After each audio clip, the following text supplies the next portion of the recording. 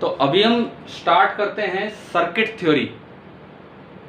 एक बड़ा मेजर सा पार्ट है आपके करंट इलेक्ट्रिसिटी का। अभी तक हम लोग सिंपल सेल के बारे में पढ़ा, उससे पहले माइक्रोस्कोपिक पार्ट पढ़ा, कई चीज़ें पढ़ी, लेकिन अब अगले कुछ दिन हम केवल और केवल सर्किट पे फोकस कर रहे होंगे। Circuit theory.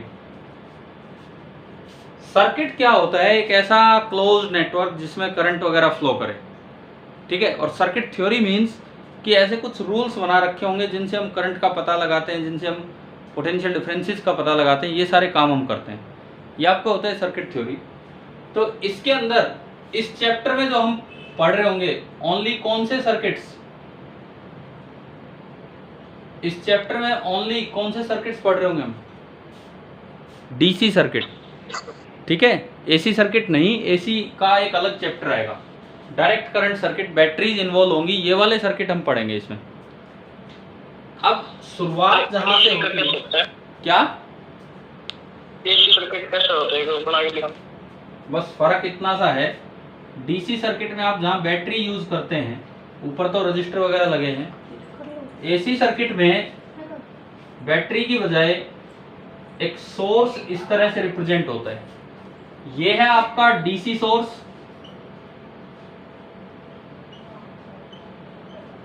और ये आपका होता है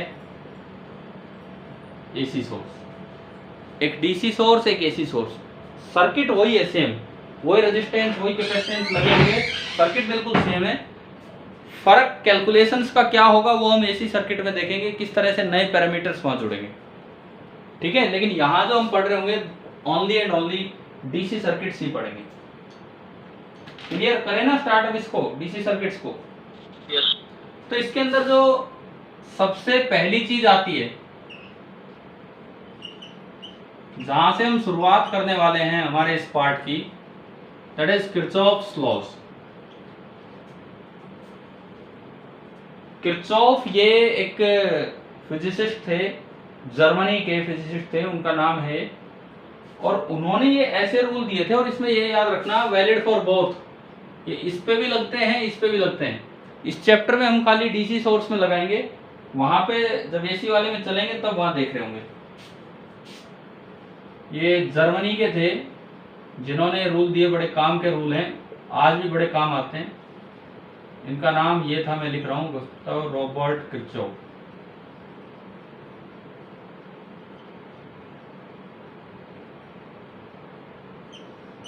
अच्छा, ये रूल्स अगर आप कैपेसिटर ढंग से पढ़ के आए हो तो आपने रूल पढ़े भी हैं, वहां बिल्कुल पढ़े हैं, लेकिन अभी हम इनको फिर दोबारा से एक तरह से स्टार्ट करेंगे। तो जो पहला रूल है जिसको बोल देते हैं Kirchhoff's current law, Kirchhoff's current law, in short इसको केसीएल बोलते हैं, किरचॉफ्स करंट लॉ, या फिर जंक्शन लॉ। और जो दूसरा रूल होगा, ऐसा नहीं है कि ये डीसी के लिए एसी के लिए, ऐसा नहीं है, ये तो दोनों रूल है जो दोनों के लिए वैलिड है। ये तो एक अलग ऊपर पॉइंट बताया था। दूसरा जो रूल है जो आपने कैपेसिटर में पढ़ा, इसको हमने बोला था Kirchhoff's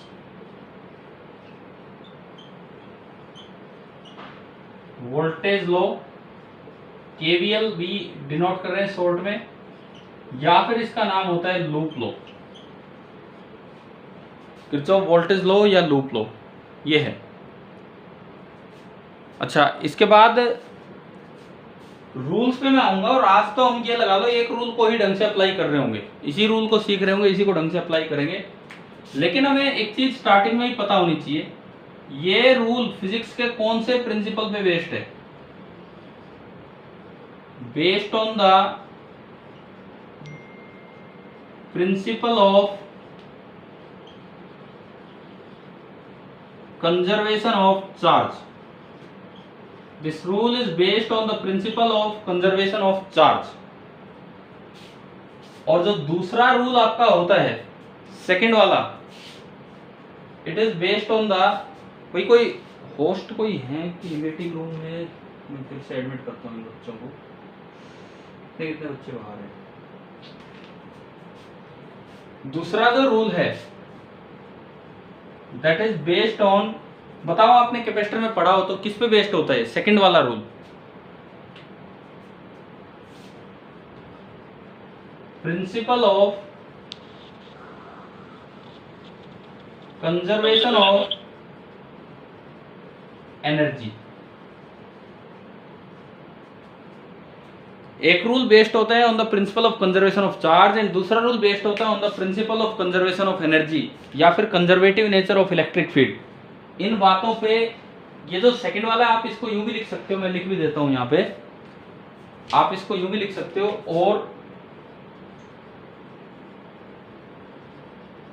conservative nature of E, conservative nature of E, और ये दोनों के दोनों रूल वैलिड हैं इधर भी और इधर भी। एसी सोर्स में तो हम बाद में लगा रहे होंगे, अभी हम शुरुआत कर रहे हैं सबसे पहले अपनी डीसी सोर्स के साथ, तो यहां से हम शुरुआत कर रहे हैं।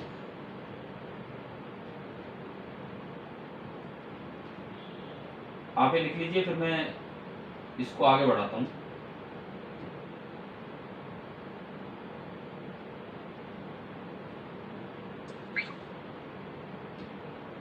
एक मिनट बस।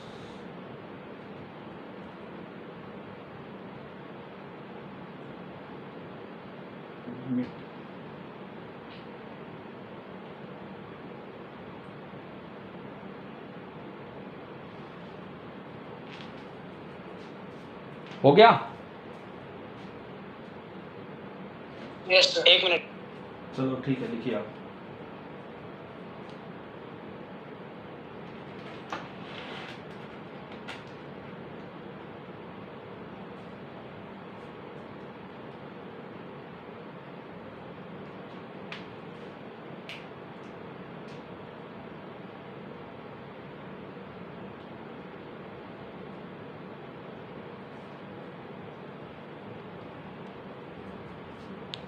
हो गया सर। हो गया, ठीक है। तो आज की क्लास में मेनली हम फोकस करेंगे केसीएल पे। केसीएल कैसे यूज होगा, अकेला केसीएल अपने आप में कैसे सवाल सोल्व करवा देगा, ये चीजें हम देख रहे होंगे।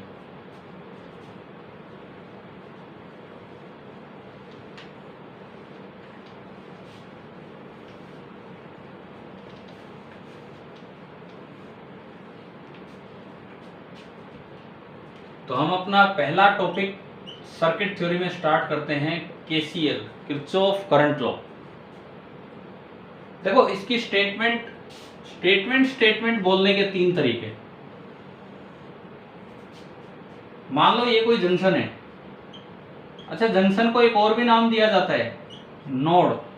अगर कहीं ये वर्ड आए नोड, नोड का मतलब होता है junction, J for junction and इसका दूसरा नाम मैंने आगे लिखा है नोड। मान लो यहां एक साइड से करंट आ रहा है I1, एक साइड से करंट आ रहा है I2 और एक साइड करंट जा रहा है I3। तो ये एक जंक्शन आपको बन गया, 3 वायर एक तरह से मिलती सी दिख रही है आपको यहाँ पे। अब इसी की 3 स्टेटमेंट क्या हो सकती हैं? पहली बात, चार्ज कंजर्वेशन का मतलब है एक यूनिट टाइम में जितना चार्ज जंक्शन पे आ रहा है उतना ही चार्ज जंक्शन से निकलेगा। ये कहता है कि charge can neither be created, charge can neither be created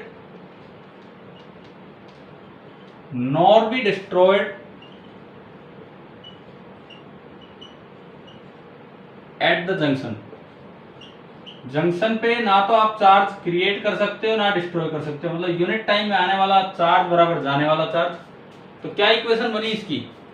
आने वाला कितना है, आ कितना करंट रहा है इसमें, I1 प्लस I2, और जा कितना रहा है I3। अब इसको लिखने के 3 तरीके हैं, इसकी स्टेटमेंट लिखने के 3 तरीके हैं। सबसे पहले कहते हैं sum of all the currents equal to 0 entering a junction. मैं बताता हूं एक मिनट किस किस तरह से इसकी स्टेटमेंट्स मिल जाती, is equal to the sum of all the currents leaving that junction इसकी एक स्टेटमेंट तो ये है, और इस स्टेटमेंट की इक्वेशन है आने वाला करंट I1 प्लस I2 बराबर जाने वाला करंट वो आपका है I3। अच्छा, इसी को लिखने का दूसरा तरीका, algebraic sum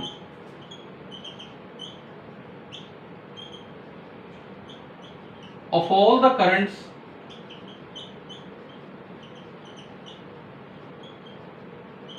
entering a junction, algebraic sum of all the currents entering a junction is 0। algebraic मतलब विद साइन। आप ये कहता है कि आप यूं मानो कि सारे करंट एंटर ही कर रहे हैं, इधर से I1 एंटर कर रहा है, इधर से I2, और उसको उल्टा मानो कि माइनस I3 एंटर कर रहे हैं। तो algebraic sum of all the currents entering a junction means I1 plus I2 and minus I3, और ये कितना होगा 0। क्या ये दोनों सेम स्टेटमेंट है कि नहीं? इक्वेशन सेम बनी है दोनों में, है ना? बताओ, है ना? और इसी को बिल्कुल इसी तरीके से लिखना हो एक और, तो algebraic sum of all the currents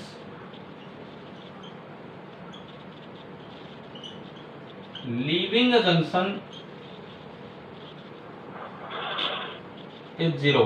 ये कहता है कि आप यूं मान लो कि सारे के सारे करंट इसको लीव करके जा रहे हैं, तो इधर से लीविंग करंट है माइनस I1, इधर से है माइनस I2 और इधर है I3। तो इक्वेशन बनेगी minus I1 minus I2 and plus I3 is equal to 0। क्या तीनों इक्वेशन सेम है कि नहीं? बिल्कुल, यस सर। ठीक है। तो ये इसके अलग अलग तरीके हैं केसीएल को लिखने के। आप एक बार फटाफट ये नोट कीजिए, फिर हम इसको आगे बढ़ाते हैं काम।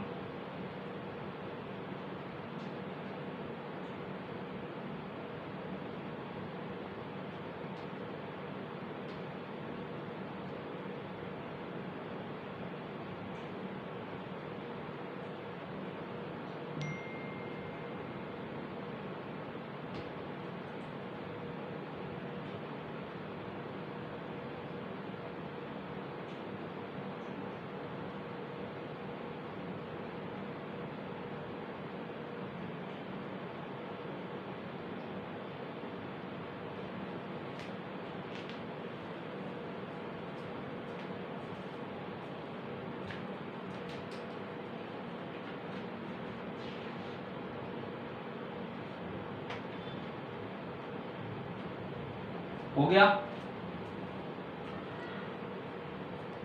Yes sir. ठीक है, ये तो हुई सिंपल स्टेटमेंट वाली बात।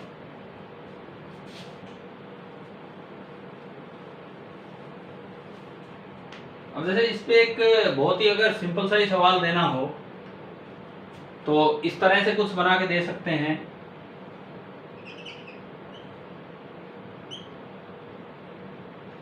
यहां से आ रहा है 2 एम्पियर, ये करंट दिया है 2 एम्पियर, ये करंट दिया है 1 एम्पियर।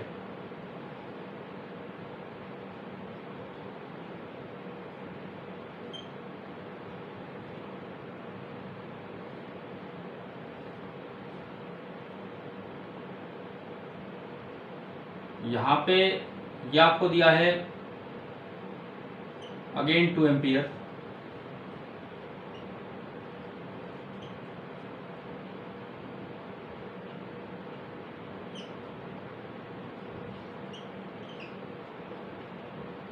सवाल ये है कि फाइंड आई,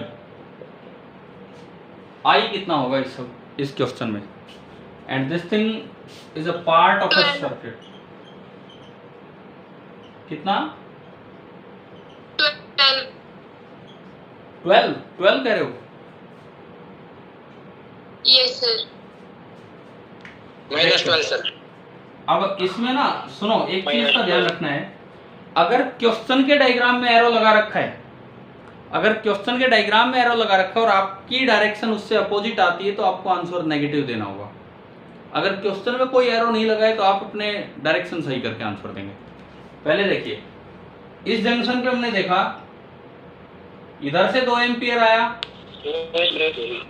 2 और 1 3, 3 में से 2 निकल गया, तो तो ये तो आगे ओनली कितना बचा इधर इस ब्रांच में 1 ही बचा।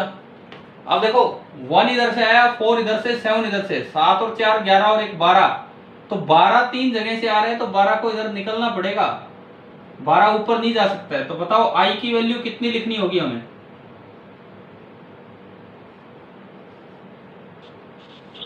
-12। अगर ये ऑब्जेक्टिव क्वेश्चन भी है और क्वेश्चन में एरो लगा रखा है तो आपको ध्यान देना होगा कि आप माइनस के साथ लेके चलेंगे। देखो आपकी एक्सरसाइज में आप देखोगे, एनसीईआरटी एक्सरसाइज में, बुक में, अभी तो बुक रखी नहीं है मेरे पास, एक कोई सर्किट था, क्वेश्चन नंबर 3.9 है कि 10 है, कौन सा एक ब्रिज सा बना रखा है, बुक है अभी आपके पास? यस एक बार देखो उसमें 3.9 है कि 10 एक ब्रिज सा बना रखा है, सर्किट है एक पूरा क्वेश्चन, कौन सा क्वेश्चन नंबर है? 3.9। क्या उसमें क्वेश्चन में एरो दे रखे हैं क्या सर्किट में? लगा रखे हैं। 3.9 में सर्किट में एरो लगे। अब आंसर देखो, क्या सारे आंसर पॉजिटिव हैं या कोई नेगेटिव भी दिया हुआ है आंसर?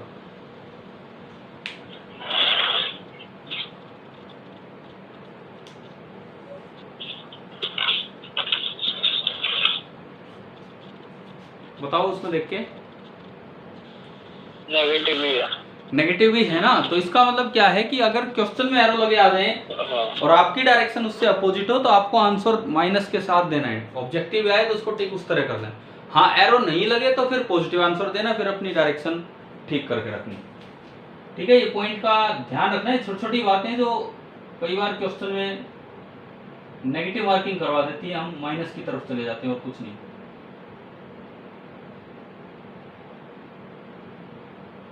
अब हम ये देखेंगे कि असल में केसीएल का कैसे ढंग से यूज हो सकता है। ये तो बहुत ही बच्चों वाला सा सवाल हो गया, कि छोटा सा पार्ट ये था। खैर इसमें भी हमने सीखा है कुछ। तो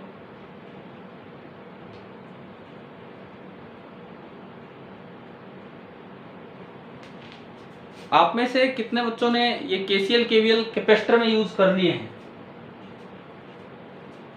देखो महेंद्रगढ़ कैंपस तो कर ही चुका है, मैं हांसी कैंपस से पूछ रहा हूँ, क्या केसीएल केवीएल हम यूज कर चुके हैं कैपेसिटर के टाइम?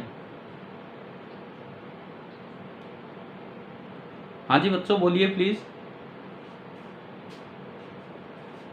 अरे क्या आप लोग कर चुके हैं ना केसीएल और केवीएल यूज? ठीक है, तो कुछ तो आइडिया है हमें इन चीजों का। तो हम पहले एक बार ये देखें कि अकेला केसीएल कैसे पूरे क्वेश्चन को सोल्व करवा देता है।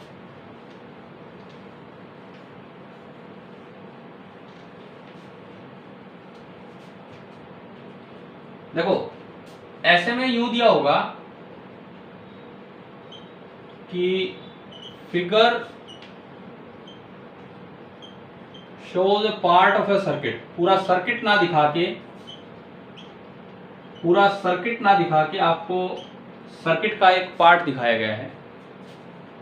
And potentials of various points are given. Question में आपको पोटेंशियल दे दिया कुछ एक पॉइंट्स का। जैसे मान लो, देखो ये आपका जो मन करे ना आप वो ले सकते हो। मतलब ऐसा नहीं है कि कोई सोचा समझा सवाल ही लेना है, कैलकुलेशन चली जाएंगी, कुछ फर्क नहीं पड़ता, फ्रैक्शन में आंसर आ जाएगा। सपोज ये कोई जंक्शन है जे, इससे चारों साइड ब्रांचेस निकली हुई हैं, 4 टर्मिनल्स हैं A B C and D. This is a part of a circuit. ऐसा नहीं कि पूरा सर्किट आपको दिखाया गया है, this is a part of a circuit जो हम बना रहे हैं अभी। इनके बीच में आपको कुछ एलिमेंट फिट करने होंगे इनके बीच में। जैसे सपोज मैं पहले जे ए की तरफ हूं, मैंने यहां दिखाई एक बैटरी और यहां लगा दिया एक रजिस्टर। भाई आपका जो मन करे उतने ओम का रजिस्टर लगाओ। बोलिए आप कोई भी वैल्यू बोलिए। हाँ जी आप ही बोल दीजिए, जो हांसी कैंपस से भी बोल रहे थे। कितने ओम का रजिस्टर है हम? 5। लो 5 ओम, ये 5 ओम का रजिस्टर है। अच्छा मैं आइडियल बैटरी नहीं ले रहा हूं। हमने पढ़ा आइडियल बैटरी में तो केवल ईएमएफ दिया होता है, हम लेंगे रियल बैटरी। उसमें ईएमएफ भी होगा और साथ में क्या मिलेगा? वोल्टेज। वोल्टेज नहीं, साथ में क्या मिलेगा? Internal resistance. जैसे इस तरह का मान लो मैंने 5 वोल्ट की बैटरी मान ली और सपोज 1 ओम इंटरनल रेजिस्टेंस। अगली बार आपसे पूछ लेंगे। ये बी पॉइंट है, मैंने माना कि जैसे इस लाइन में केवल एक रजिस्टर लगा है, सपोज इस लाइन में केवल और केवल एक रजिस्टर लगा है। कितना माने भाई, कितना लें इसको बी को? ये 5 5 है, 1 कह रहे हो? चलो ठीक है, हो गया जो भी है। तीसरे ब्रांच में आते हैं। सपोज इस ब्रांच में केवल एक आइडियल बैटरी लगी है और कुछ नहीं लगा, केवल एक आइडियल बैटरी के साथ एक रजिस्टर तो ले ही देते हैं, नहीं तो बहुत आसान ब्रांच हो जाएगी। आइडियल बैटरी लगी है और साथ में एक रजिस्टर लगा है। अब आइडियल बैटरी में केवल और केवल आपको वोल्टेज दिया होगा, मतलब ईएमएफ दिया होगा। Let it be 4 volt, let it be 4 volt. Register बताइए कितना माने, कितना? 3 ओम। और आखिरी जो ब्रांच है ये वाली, मैंने इसमें माना कि बस केवल एक बैटरी लगी है, कोई अलग से रजिस्टर नहीं लगा है, और ये रियल बैटरी है। रियल बैटरी है तो उसका कुछ ईएमएफ होगा और कुछ रेजिस्टेंस। बोल दो फटाफट, बोल दो जो वैल्यू लेनी है। ईएमएफ है कितना? 7 कह रहे हो? 7 ओम ना 7 वोल्ट। और इंटरनल रेजिस्टेंस 3 ओम। 3 थोड़ा ज्यादा हो जाता है असल में, बैटरी जो आती है, पर चलो आप कह रहे, मैं लिख लेता हूँ 1-2 के आसपास रहता है इंटरनल रेजिस्टेंस, बाकी क्वेश्चन में तो कितना भी आ सकता है। ठीक है, आपने एक पार्ट ऑफ ए सर्किट बनाया and potentials of various points are given. मान लो ए बी सी डी के पोटेंशियल दे रखे हैं। किस तरह से? सपोज ए पे तो दिखा दे अर्थिंग, अगर ए पे अर्थिंग दिखा दी तो क्या ए का पोटेंशियल दे दिया सवाल में? कितना है? 0। मान लो बी के ब्रैकेट में सपोज लिखा है 5 वोल्ट, सी के ब्रैकेट में सपोज लिखा है -3 वोल्ट। समझ गए हो ना? कोई पॉजिटिव हो सकता है, कोई नेगेटिव हो सकता है, कितना भी हो सकता है। डी आप बोल दो, डी का पोटेंशियल आप बोल दो कितना लेना है? 18 18 कह रहे हो ब्रगेश? 18? Yes sir. ठीक है, आप हमारी कैलकुलेशन बढ़वाओगे और कुछ नहीं। ठीक है, हो गया। ये आपको सर्किट दिया गया एंड आपको अब इसमें क्या निकालना है कि find the magnitudes and directions of current flowing in each branch. Each branch का मतलब है JA, JB, JC and JD। आप भाई एक बार ये क्वेश्चन ढंग से नोट कीजिए, फिर मैं आपको स्टार्ट करवाता हूं कि क्या करना है, स्टेप आप करेंगे।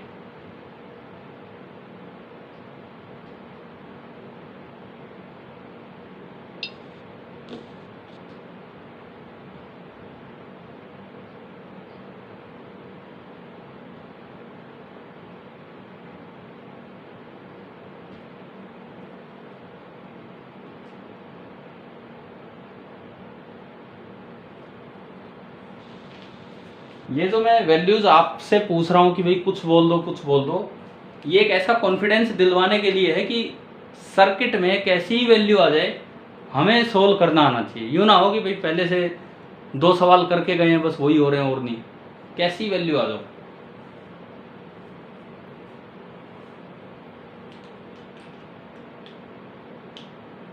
बना लिया आपने क्वेश्चन, लिख लिया मतलब?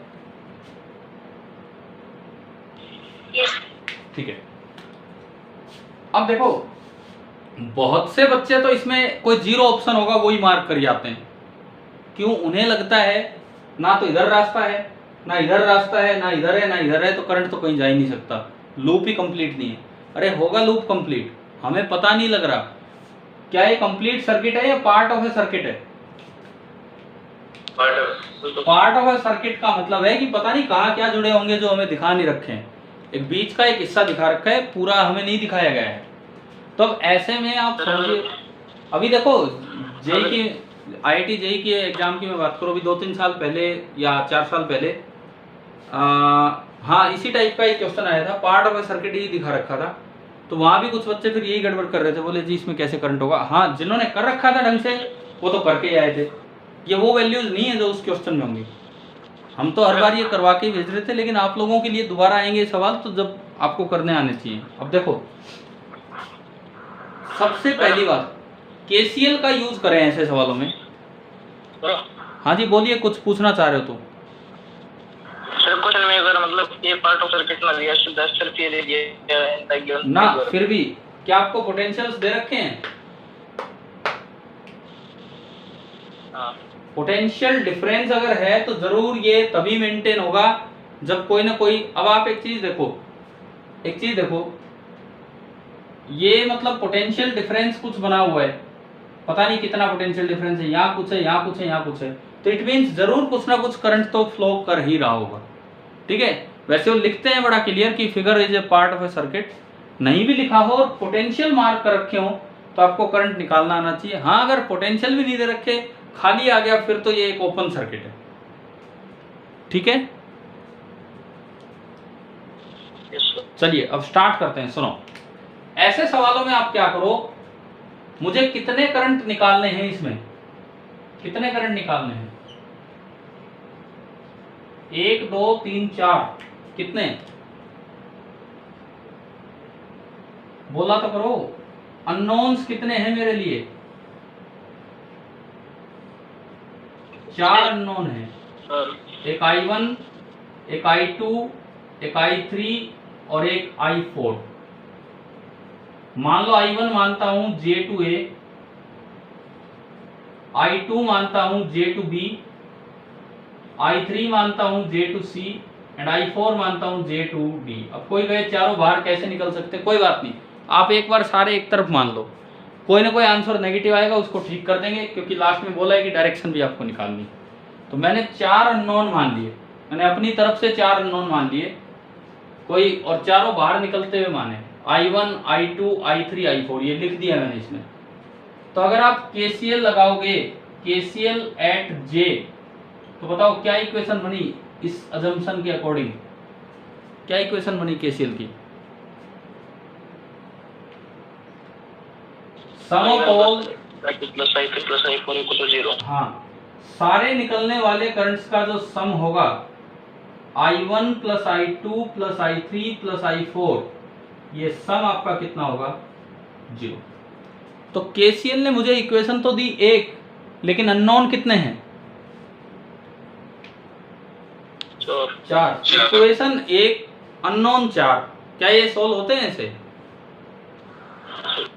अगर दो भी अननोन हो ना, x और y, तो भी मैथमेटिक्स कहता है कि कितनी इक्वेशन चाहिए आपको सोल्व करने के लिए?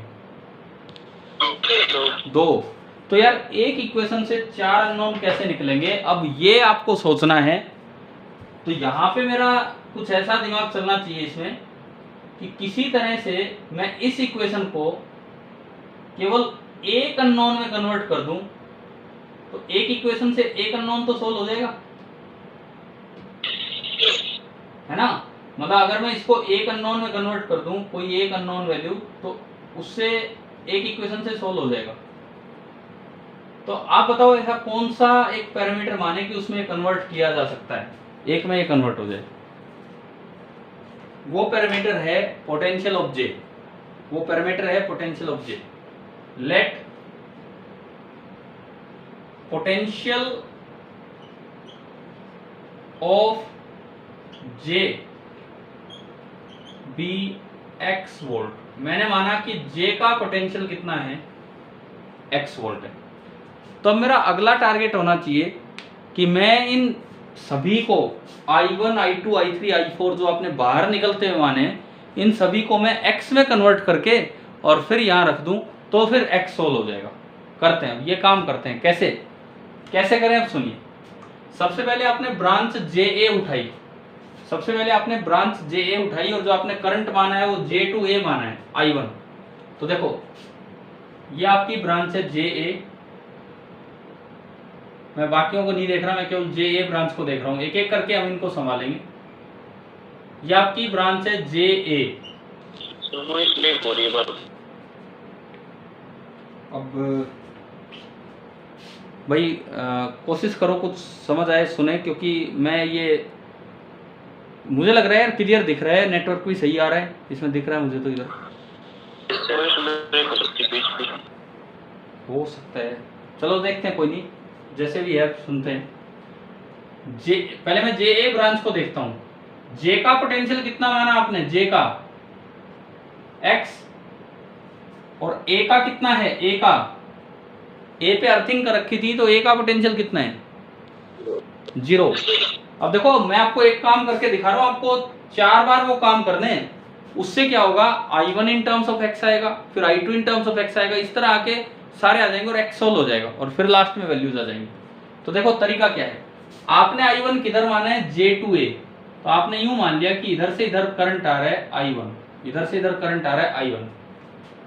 एक रजिस्टर में जहां से करंट एंटर करता है वो साइड होती है हाई पोटेंशियल साइड, और जहां से करंट बाहर निकलता है वो साइड होती है लो पोटेंशियल साइड। ये बात हमें याद हो जानी चाहिए।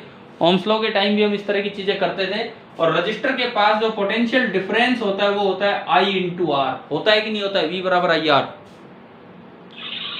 ठीक है। तो जहां से करंट एंटर कर रहा है वो प्लस, दूसरा माइनस, और पोटेंशियल डिफरेंस हो गया 5I1, ठीक है जी। अब इस बैटरी को देखो, ये सोर्स का काम कर रही है कि लोड का? करंट की डायरेक्शन देखते हुए बोलिए। सोर्स का। इसमें करंट जा रहा है N2P। N2P जाना का मतलब ये सोर्स है। हमने याद किया था सोर्स में जो पोटेंशियल डिफरेंस होता है E - IR होता है कि E + IR? E - IR। तो बड़ी लाइन पॉजिटिव, छोटी लाइन नेगेटिव, और बीच में आ जाएगा E - IR। EMF है 5 माइनस I1 है और R1 है, तो ये आया 5 - I1। आप बताओ क्या आपको JA ब्रांच लिखनी आ गई है? क्या क्या करना था इसमें? अब देखो, अब आप ध्यान से सुनो, एक काम ये जो मैं करके दिखा रहा हूं आप करेंगे बाकी 3 में। पहले मैं इस पे देख रहा हूं JA पे। अब आप डेल्टा V लिखो, डेल्टा V J2A। भाई डेल्टा V, डेल्टा का मतलब होता है फाइनल माइनस इनिशियल। अगर आप J2A जा रहे हो, इससे कोई फर्क नहीं पड़ेगा, आपने करंट इधर लिया तो ऐसे ही लिखना है आपका। ये देखो आप J2A जा रहे हो तो इसका मतलब A तो फाइनल है और J क्या चीज है? इनिशियल। इसका मतलब है VA - VJ। Delta V J2A का मतलब है VA - VJ। VA कितना है? VA 0, और VJ कितना है? -X। तो ये आपका -X आ गया। V J2A कैसे लिखा आपने? क्लियर है? डेल्टा V, ठीक है। अब इसमें चलना सीखो आप, सुनो। J2A इनिशियल टू फाइनल, तो आप J से शुरू हुए A पे गए तो ये लिखा गया VA - VJ। अब चलते हैं भाई J2A। पहली एंट्री प्लस से है कि माइनस से? प्लस। अगर प्लस से एंट्री होती है तो वो डिफरेंस माइनस के साथ लिख दो। प्लस से एंट्री कर रहे हो तो ब्रैकेट में जो भी है वो माइनस के साथ लिखो। ऐसा क्यों है अभी फिर बताऊंगा मैं। अगली एंट्री माइनस से है कि प्लस से? सर दोबारा से बताना एक बार। एक मिनट मैं एक बार ये इक्वेशन बनाते ही रिपीट करता हूँ। अगली एंट्री माइनस से है तो वो चीज हम प्लस के साथ लिखेंगे, 5 - I1, और बराबर चल रहा है -X। दोबारा सुनो अब क्या है। मैंने कोई एक ब्रांच उठाई JA, मैंने कोई एक ब्रांच उठा ली J से A। क्लियर? यहां तक समझ आ रहा है? मैं करना क्या चाह रहा हूं, मैं I1 लिखना चाह रहा हूं इन टर्म्स ऑफ X, फिर मैं I2 लिखूंगा इन टर्म्स ऑफ X, और फिर एक इक्वेशन से सोल्व हो जाएगा। तो मैंने क्या किया, करंट जा रहा है J2A, तो मैंने जो 2 एलिमेंट थे उनके पास पोटेंशियल डिफरेंस लिख लिए। जो 2 एलिमेंट थे उनके पास पोटेंशियल डिफरेंस लिख लिए। कैसे लिखे? देखो कैसे लिखे। रजिस्टर में जहां से करंट एंटर करता है वो प्लस होता है और दूसरा माइनस। रजिस्टर में हमेशा जहां से करंट एंटर करेगा वो हाई पोटेंशियल होता है और दूसरा लो, और पोटेंशियल ड्रॉप डिफरेंस होता है I इंटू आर, तो I1 इंटू 5। ये बताओ पहला स्टेप समझ आया जिसने पूछा था अभी?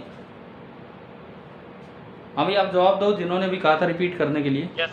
ठीक है, इसके बाद देखो, फिर जब आप इसको देखते हो, पिछले 2 दिन से बैटरी ही हम पढ़ रहे थे, 1-2 दिन से, अगर बैटरी में करंट जा रहा है N to P small to high, तो वो एक सोर्स है, और एक सोर्स वाली बैटरी के पास पोटेंशियल डिफरेंस होता था E माइनस आई आर। याद होगा ना, ये पिछले 1-2 दिन में हुआ ये काम।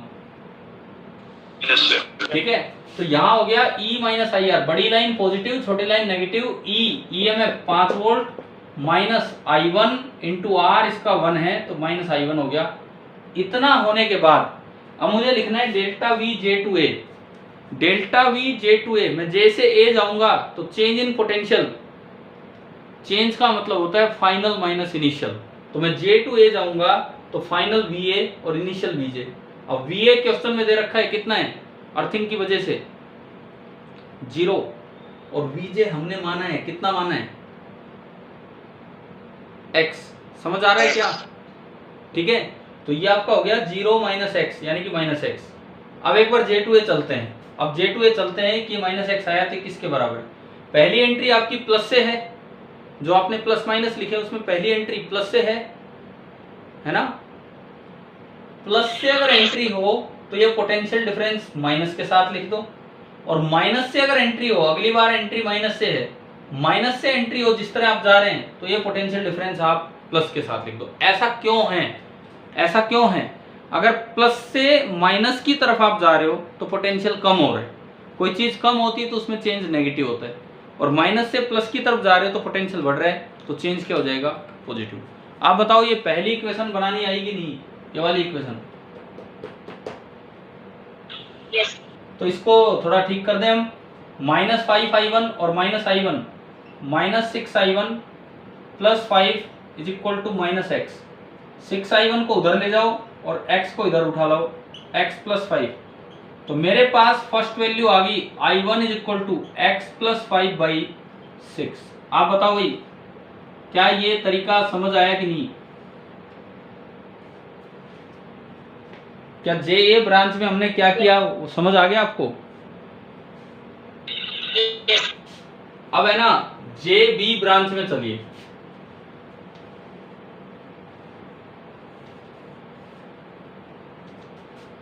अब आप चलिए JB ब्रांच में, ये आपका एक काम हुआ, मैं अलग अलग ब्लॉक्स बना के करवाऊंगा। अब ये पॉइंट है J, ये पॉइंट है B।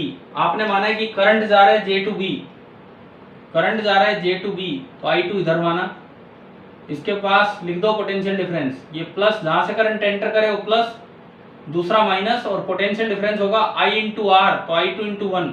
क्या ये लिखना आ गया आपको? हाँ भाई बताओ, समझ आए? yes, sir. ठीक है, yes, sir. अब J का जो पोटेंशियल है दैट इज x, B का कितना है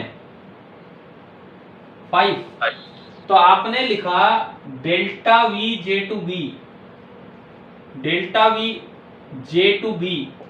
अब J टू B गए हो तो डेल्टा V का मतलब है फाइनल माइनस इनिशियल। फाइनल कितना है देखो, थोड़ी भी गलती कर गए तो माइनस की वजह से बहुत मिस्टेक हो जाएगी। फाइनल VB 5 वोल्ट, और माइनस इनिशियल कितना है x। चलिए अब J टू B आप लिखवाओ, J टू B, चलिए J टू B आप एंट्री प्लस से ले रहे हैं कि माइनस से? yes. प्लस से एंट्री लिए तो ये पोटेंशियल डिफरेंस कैसे लिखा जाएगा, IR माइनस के साथ। समझ आ गया होगा? ठीक है, तो आपका माइनस I2 बराबर बना 5 माइनस एक्स, और यहां से मेरा I2 आ गया I2 x minus 5। This is your equation number 3। I2 भी लिखा गया x में। अभी आप बताओ, क्या ये दूसरा स्टेप क्लियर हो गया है क्या? yes, sir. मैं अलग अलग ब्लॉक्स बना रहा हूं इसीलिए सेपरेट करके। चलो आप तो अपनी कॉपी में, हाँ बोलो। ये minus I2 equal to 5 minus x, यहाँ से बता दो सर। ये कैसे लिखी ये इक्वेशन? देखो क्या ये देखो आप, मैं डेल्टा वी लिख रहा हूं, potential difference from J to B. Change का मतलब होता है अगर मैं जे टू बी जाऊं तो पोटेंशियल डिफरेंस कितना होगा। चेंज का मतलब होता है फाइनल माइनस इनिशियल। तो फाइनल पॉइंट मेरा बी है, अगर मैं ऐसे जा रहा हूं, फाइनल पॉइंट बी और इनिशियल जे है, तो इसका मतलब होगा V B minus V J. यहां तक समझ आया? Yes sir. V B question में दिया था 5 वोल्ट, वी जे मैंने माना था x, तो ये 5 माइनस एक्स हो गया। क्लियर यहां तक? ठीक है। अब सुनो, Yes, sir. अब मैं जे टू बी गया हूं तो लिखूं कैसे ये चीज मैं कैसे लिखूं, वो तो वैल्यू से लिख दी। रजिस्टर में जहां से करंट एंटर करता है वो प्लस होता है और दूसरा माइनस होता है, और पोटेंशियल डिफरेंस होता है आई इंटू आर, तो I two into one I two हो गया। कितना समझ आया? ठीक है। Yes, अब आपके चलने की डायरेक्शन देखो, जे टू बी, आप जा रहे हो जे टू बी, तो आपकी एंट्री प्लस से हो रही है कि माइनस से? जिस तरह आप जा रहे हो प्लस से अगर एंट्री होती है तो वो डिफरेंस आपको माइनस के साथ लिखना, अभी बताया था मैंने पिछले में। Yes sir. है ना? तो यहाँ आपको माइनस आई टू लिखना था, उसकी जगह डेल्टा वी की जगह माइनस आई टू लिख दिया और कुछ था ही नहीं, इससे इक्वेशन बनी। हाँ भाई, क्लियर हो गया होगा? ठीक है। चलिए अब तीसरा पार्ट, ये आपका पॉइंट है जे, जिसका की पोटेंशियल है एक्स, और वो पॉइंट है सी, जिसका पोटेंशियल है -3। करंट कैसे माना आपने? जे टू सी माना है आई थ्री। ये लो भाई जे टू सी आई थ्री, ऐसे निकल के गए जे टू सी आई थ्री। तो एक बार यूं बताओ, ये बैटरी सोर्स का काम कर रही है कि लोड का? लोड का करिए सर। ये सोर्स का करे कि लोड का करे? क्या ये आइडियल बैटरी है कि नहीं? जब इसके साथ कोई इंटरनल रेजिस्टेंस लिखी ही नहीं है तो मुझे फर्क ही नहीं पड़ने वाला है, और इसके पास जो पोटेंशियल डिफरेंस होगा वो होगा +-4, चाहे कैसे ही करंट जाए। समझ आया? बड़ी लाइन बैटरी में करंट वरंट देख के प्लस माइनस नहीं लगाते, बैटरी में बड़ी लाइन प्लस और छोटी लाइन माइनस। क्या ये समझ आया यहां तक? ठीक है। रजिस्टर में जहां से करंट एंटर करे वो प्लस, दूसरा माइनस, और बीच में बताओ पोटेंशियल डिफरेंस कितना? I इंटू आर, तो ये 3 और इस लाइन में आपने करंट माना है I3, ये 3 और इस लाइन में आपने करंट माना था I3। हाँ भाई, समझ आ रहा है? अब मैं लिखता हूं delta V J to C, चलिए final minus initial, VC minus VJ. VC कितना है? वीसी क्वेश्चन में -3, और वीजे आपने माना है तो वो घटा दीजिए x। अब आप लिखवाओ जे टू सी चल के आप पोटेंशियल डिफरेंस लिखो। जे से पहली एंट्री प्लस से, ठीक है? तो कैसे लिखूं बताओ? पहली एंट्री प्लस से, तो कैसे लिखूं? बोलो। -4। अगली एंट्री फिर प्लस से, तो -3i3, और उधर आपका चल रहा है -3 x। सारे माइनस कट गए, यहां से 3i3 आया, ये 4 उधर जाके घटेगा, x -1, सारे माइनस कट के प्लस हो गए, और फिर 4 घटेगा तो ये आया, तो i3 आपका आ गया ये आपकी इक्वेशन नंबर 3। बताओ भाई, ये तीसरा स्टेप ये समझ आया क्या? ठीक है। ये हमारा, मैं अलग ब्लॉक इसका बना देता हूं, ये जो हमारा ब्लॉक है ये वाला है। आप अपनी कॉपी में इतनी बुरी तरह मत लिखना, मैं तो बोर्ड पे जितनी जगह उस तरह लिख रहा हूं, आप तो एक एक स्टेप अपने बनाना। ये तीसरा देखो, पहला स्टेप ये था, दूर तक ये मैंने यहीं पे बंद कर दिया, ये नीचे इसके पहला ही स्टेप चल रहा था हमारा। ये आपके केसीएल के बाद का पहला स्टेप था, फिर ये दूसरा स्टेप था। देखो, मैं अगर क्वेश्चन को अलग अलग स्टेप्स में तोड़ूं तो दरअसल ये स्टार्टिंग स्टेप है, ये आपके क्वेश्चन का स्टार्टिंग स्टेप है, देन ये उससे नेक्स्ट स्टेप है, यहाँ ये मानने के बाद ये उसका नेक्स्ट स्टेप है, देन अब इस तरीके से हम बढ़ते जा रहे हैं। ये आपका तीसरा स्टेप हो गया, ये वाला आपका फोर्थ स्टेप हो गया। अब एक ब्रांच और बची है, एक बार मुझे बताओगे क्या इस ब्रांच में बस एक बैटरी लगी थी या कुछ और मिट गया? वो बैटरी लगी है, ठीक है। ये आपका जे पॉइंट जिसका पोटेंशियल आपने माना है एक्स और करंट माना है बाहर की तरफ, माना है वो हमने जे टू डी, ये बाहर की तरफ, तो ये आपका करंट आया I4। और कोई रजिस्टर तो है नहीं, कोई बात नहीं है। तो बड़ी लाइन पॉजिटिव, छोटी लाइन नेगेटिव। ये बैटरी सोर्स है कि लोड है? लोड है, क्योंकि इसमें करंट P2N जा रहा है। और जब लोड होती है बैटरी तो E माइनस IR होता है कि E plus IR, potential difference E plus IR। तो आपने इसमें लगाया E प्लस IR, तो 7 प्लस 3 और ये करंट है I4, ये जो करंट है I4, तो 3I4 ये हो गया। ये आपके इस स्टेप का डायग्राम, ये आपके स्टेप का डायग्राम है जो हम पूरा करेंगे। अब इसमें लिखो delta V J to D, delta V J to D यानी कि V final minus V initial. VD कितना है? VD क्वेश्चन में मुकेश ने बताया था 18 वोल्ट और VJ आपका है X। और डेल्टा V लिखवा दो J टू D। चलिए आप J टू D बताओ, पहली एंट्री कहां से हो रही है? प्लस से, तो कैसे लिखे हम ये? माइनस के साथ, तो माइनस ऑफ 7 प्लस 3I4। इस माइनस को उधर भेज दो, माइनस उधर भेजते हो बना x माइनस 18, फिर एक 7 और घटना है जाके, तो x माइनस 25। तो आप अगर देखते हो तो I4 आ रहा है, चेक कर लेना एक बार, x माइनस 25/3। बताओ भाई यही आया कि नहीं आया? चेक करके बताओ फटाफट।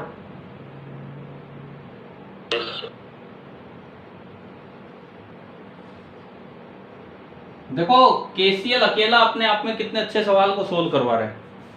ये आपका हो गया स्टेप नंबर 5। अब क्या करना है बताओ? अब तो केवल इसे बस सिंपलीफाई कर देना है। क्या करना है अब इसके बाद? क्या करना है बोलिए? यूज, अगला काम ये है, यूज इक्वेशन 2, 3, 4 एंड 5 इन। हाँ जी, क्या क्या क्या? लास्ट वाला दूसरा बताना एक बार। करंट ऐसे आ रहा है तो ये बैटरी लोड का काम कर रही है, P2N जा रहा है इसमें,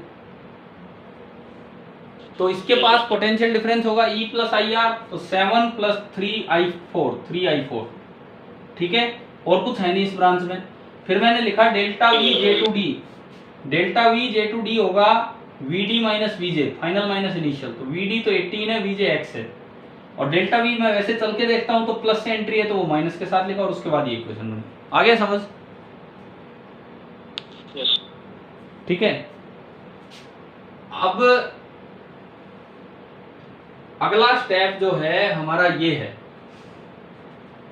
भाई देखो समझ तो आ रहा है ना, ये एक अच्छे कैटेगरी वाले क्वेश्चंस में काउंट हो जाते हैं जो ओपन सर्किट वाले, ओपन की तरह दिखने वाले जो सर्किट्स आते हैं वो। इक्वेशन 1 में अगर आप ये पुट करेंगे तो बताइए क्या क्या आया? I1 की जगह कहाँ है I1? ये रहा, x प्लस 5/6 प्लस I2 की जगह हो रहा x माइनस 5, I3 की जगह x माइनस 1/3 और I4 की जगह x माइनस 25/6। और चारों का सम कितना होना है? 0। बन गई ना इक्वेशन सोल्व होने लायक। एलसीएम कितना आ रहा है इसका? बोलते रहो आप। सर I4 में अपॉन में 3 आएगा। अच्छा ये मैंने 6 लिख दिया यहाँ, ठीक है। एलसीएम कितना आ रहा है? x की वैल्यू 7 आ जाएगी। पक्का 7 आ गया? आपने सोल्व कर लिया? Yes sir. हाँ ठीक है, x आ गया 7 वोल्ट। तो अब देखो फटाफट सारे आंसर्स आएंगे। x 7 वोल्ट आते ही सारे के सारे आंसर्स आएंगे। पहला I1 इसमें रखा आपने 7 प्लस 5 12/6 कितना आ गया? 2 एम्पियर। और पॉजिटिव आने का मतलब है कि आपकी डायरेक्शन सही है, करंट जा रहा है J to A। I2 बताओ, I2 2 ampere 7 minus 5, 7 minus 5, this is again 2 ampere, direction सही है J to B। I3 बताओ, I3 2 एम्पियर सारे 2 हो रहे हैं, इसमें भी ये कितना है 7 minus 1। यार हमने देखो कितनी अजीबोगरीब वैल्यू सोच सोच के लिखी थी, कोई 18, कोई कुछ, भगवान ने ऐसी सुनी कि कैलकुलेशन इतनी अच्छी होगी। और I4 कितना,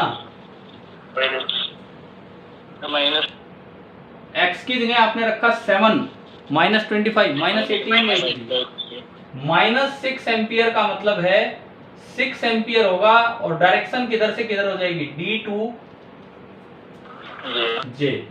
तो क्या आपको पूरा सॉल्यूशन समझ आ गया है ये ओपन टाइप सर्किट दिखने वालों का? और आप अपने आंसर को वेरीफाई कर लिया करो, आप अपने आंसर को वेरीफाई कर लो। आने वाला करंट कितना बन रहा है जंक्शन पे, 3 साइड से आ रहा है ना, निकलने वाला करंट कितना बन रहा है, 2 2 और 2 6, और एक साइड से आ भी कितना रहा है 6 एम्पियर ही आ रहा है। ये तो सच में कैलकुलेशन बाय चांस ऐसी होगी, नहीं तो बहुत फ्रैक्शन में जा सकता था। तो चलिए ठीक है, हाँ ठीक है, भगवान ने अच्छी सुनी है। अब आप एक काम करो, एक बार आप ये नोट जरूर कर लो, क्योंकि मिस ना हो ये काम ना।